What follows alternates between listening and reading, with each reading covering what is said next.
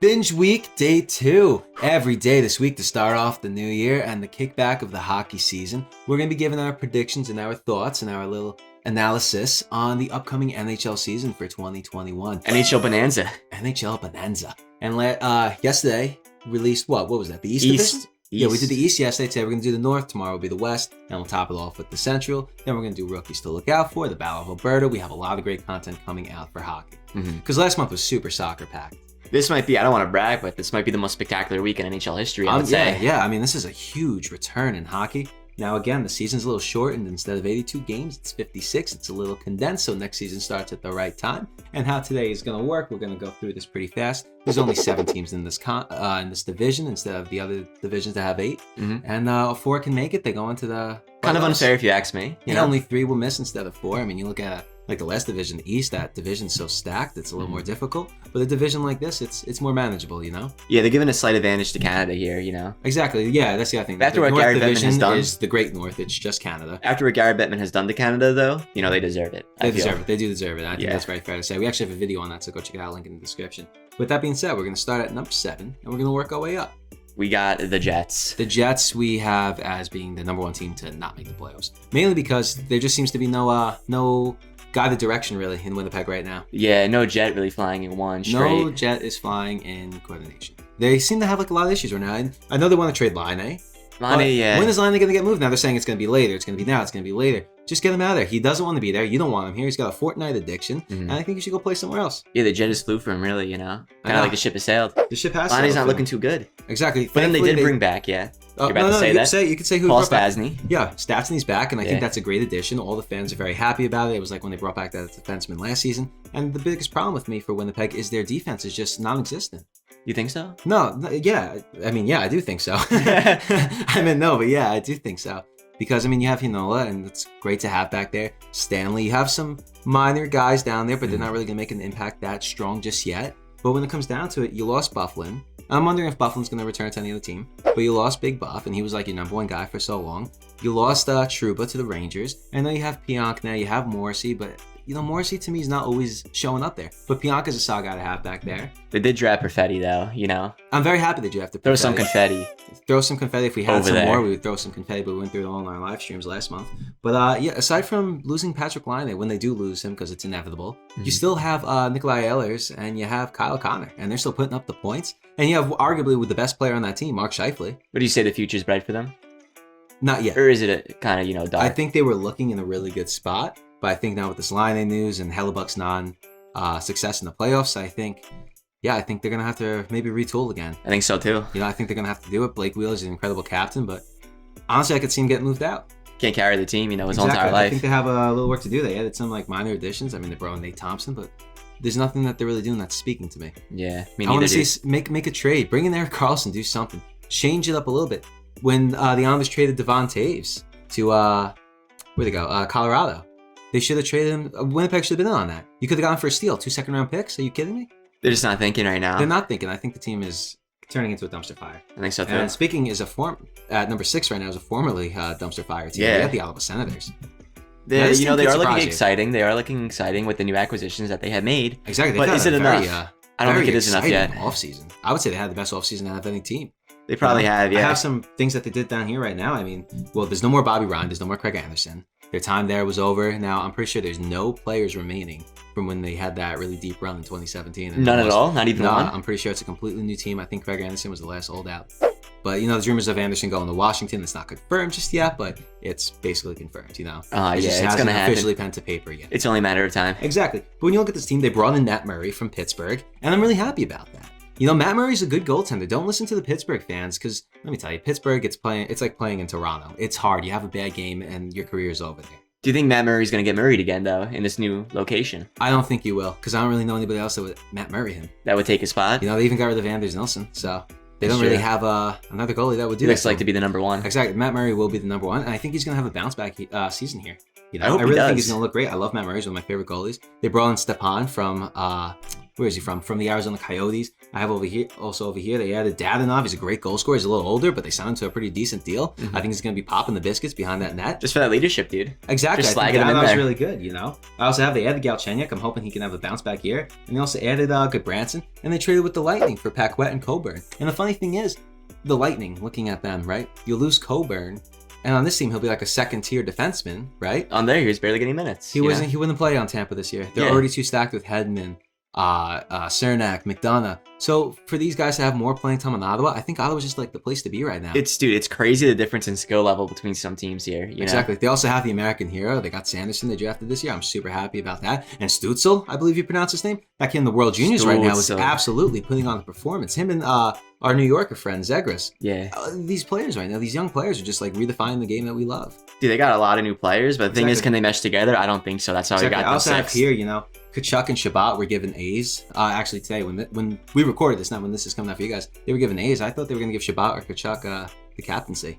You thought so? I really did. I'm happy with the A. I'm happy with the A though, because I still think they're maybe too young to get that. Yeah, but look at somebody like Connor McDavid or Sidney Crosby. Well, he's a once in a lifetime talent there. Exactly. Now that brings us to our next team is Montreal. The Habs. They had a pretty strange offseason, I would say. Got rid of Max Domi for Josh Anderson with the Columbus Blue Jackets. What's your thoughts on that? I would say overall they look improved. You know, I do like that acquisition that he got. See, I'm not loving it, but I'm not disliking it. Domi wanted too much money, and they weren't going to give it to him. But they gave it to Josh Anderson. That's the thing. It's all about the contract. You know, the contract's not looking too good, I feel. Exactly. And I like Josh Anderson. I liked him on Columbus, but I don't know if he's going to really make that much of a difference for Montreal. Fans are a little on the fence about it. But thank God that they added Tyler Toffoli. You know, he's always been incredible. He's a fan favorite in Los Angeles, and he was good on Vancouver. So I think having him right now in Montreal, that's like a really good thing to do. Yeah, he should do good there, you know, and different scenery, you know, different language there that they speak. From the Blues, they brought in Jake Allen as a backup goalie. Or maybe even starter. No, definitely not starter over Price, but Price is getting older. Well, if you're going to win the cup, you got to win it soon. How old is Price now? Like 30, like... Oh, yeah, he's in his 30s. 6? Yeah, he's older. Would you say? Older. Yeah, I mean, he was drafted the same year as Sidney Crosby, so... It's only a matter of time that Father Time catches up to him, you know? Exactly. I mean, look at Lundqvist. It's a shame that some of these players may just never go without winning a cup. Yeah, it's heartbreaking. A shame. You know, they also brought in Edmonton, and Edmonton's his dad, I think, either just passed away or is very sick, and he was a Montreal fan growing up. So you love the stories like that, you know. They brought in Suzuki, you know. Well, yeah, Suzuki, Kakanemi. I believe that's how you pronounce his name. I mean, some of these young guys they have there are just absolutely unbelievable. Yeah. You know, Montreal has like a lot of talented players. It's just it's going to be youth is good. A matter of pulling it together. Shea Weber is an incredible defenseman. He's an incredible leader. So you really hope, you know. Just got to pull the strings, you know. There's always rumors about somewhere during the season them bringing back Pacioretty. I mean, you never know what can happen. Pacioretty? I know. You think so? Former captain, but you need Droon and you need Denault. They need to stay hot. Gallagher's a great player too. I'm liking Montreal. I just don't think they're going to do it this season. Not for the playoffs? Next season they can maybe make the playoffs. But this is our first playoff team, right? Yeah, our first playoff team right now is the Edmonton Oilers. McDavid and Draisaitl, that's all you have to know. That duo, that combination is insane. I would say Draisaitl is better than Matthews. And I know that gets a lot of flack, but if you compare them, we actually have a video about that. Draisaitl blows Matthews out in every category you can. I know we always say the numbers aren't everything, when in this case, the numbers show that Draisaitl is a superior Everyone's player. saying Matthews is the next Ovechkin.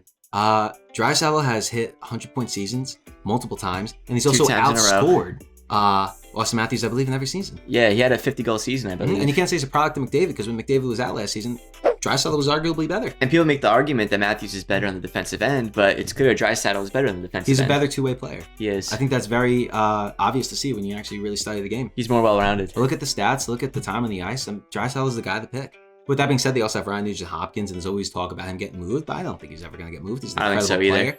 You know, they brought in Tyson Barrie for an amazing deal. It's probably only going to be 1 year, but he took a price cut to play in Edmonton. Cahoon as well. Yeah, Cahoon. I'm happy to have him too. He's very underrated. He signed, I believe, like the league minimum to play there. But I mean, I'm liking what they do. They also brought in Kyle Turris as, I believe, a third-line center now. Yes, they're making good moves. They're making good moves. They had a decent offseason. And they already have star players there as well. So. Exactly. I'm a little sketched out with their goaltenders. But I think the Tyson Barrie thing now, bringing him in, is even better now because Clefbaum now is out for the rest of the season. And that's a big blow to their blue line. That is good in hindsight. You know? But they have made decent signings. They re-signed Bear to an amazing contract. So I'm rooting for Edmonton. I think they're going to do pretty good this season. Any season where you keep McDavid is a good season. You also need James Neal to be like he was in the beginning of last season scoring. He was one-time leading last year in goals. Think that was a fluke season, though? James Neal's not the real deal. He's always a fluke season. Yeah. With that being said, our third team. Oh, man. The Flames. This is the last chance before a big rebuild has to be instilled. That's exactly like what I would say. The Flames are in a weird spot. You have Giordano, and he's, he won the Norris a couple seasons ago. He's absolutely beautiful, but he's been in the league for a long time. And I don't think if they make the playoffs this year, if they crumble in the playoffs, they have to do something. They have to make a splash this year. Otherwise, I think it's time to rebuild. And I think the first person to go if they rebuild would be Johnny Gaudreau. I would say so too. I do like who was that again that you just said? What, Johnny Gaudreau? No, not Gaudreau. Giordano. Yeah, I do like Giordano. He Giordano's an incredible player. Great leader, too. The thing is, though, do you think there's going to be a time where he does leave? I feel like if they're going to hold on to anybody, they might hold on to him. There's other teams that could want him. Again, the Jets, for example, they would love to have a guy like Giordano on that team. But, the Flames, they lost. They brought in Markstrom and they brought in Tanev from Vancouver. So I think that's great additions to have there. Yeah, dude. Stealing the whole entire, what is that, Providence of I don't Vancouver. Even know what Providence is, but yeah. But yeah, Monahan, he's probably the biggest name you have to look at right now in the Flames. Monahan needs to have another big season like he did 2 years ago. Because last season wasn't bad, but it's not what we needed from him. Especially with his contract and everything. Exactly. You need Monahan to really dance right now.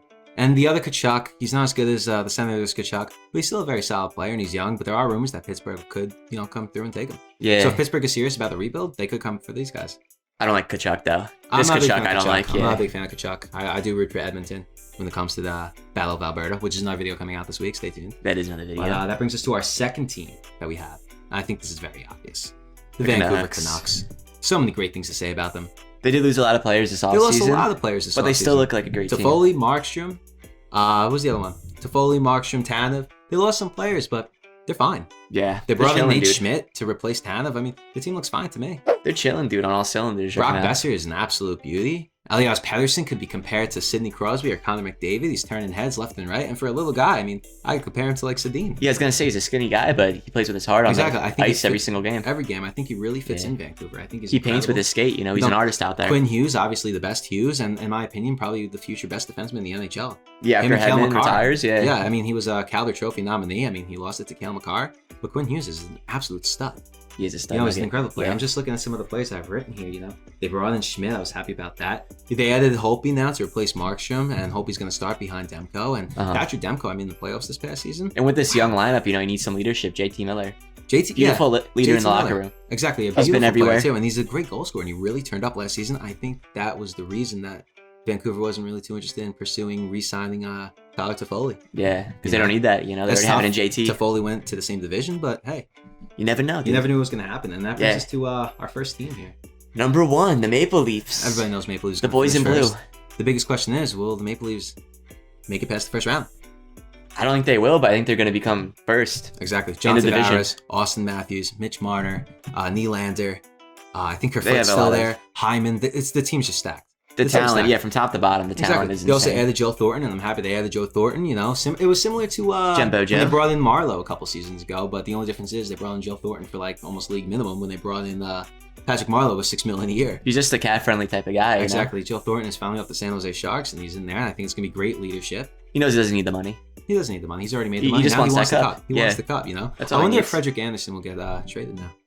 I don't know. That's a good question. Great goalie, one of the best in the league, but the problem is, he's making a lot of money, and Toronto has a lot of money invested in a lot of other players. They do. And to this day, not because I'm salty about John Tavares, but I still think Morgan Riley should be the leader. He should be the captain. He's been there the longest, and he has the most leadership on that team. The only thing Tavares proved on the island was that he's not a good captain. My only problem, though, with Toronto was their blue line. But now next to Morgan Riley, they also added, I have right here, they added Bogosian, they added TJ Brody. So they're making good moves left and right here. They also got Justin Hull. They have good moves here. They have good players, and they always do. The only thing is, they kind of make it past the first round. Yeah, they look like a very formidable team. They're shuffling, they're rattling through some coaches these past couple seasons, and maybe this one will be the one that does it. They got to get through that curse, though. They have to break the curse. 1967 is the last time they won a cup. At least make it to the second round. The curse is huge, dude. The last time they won a cup, television was black and white, Exactly, and that's saying a lot. People didn't always even have televisions back then. That is true. With that being said, join us tomorrow.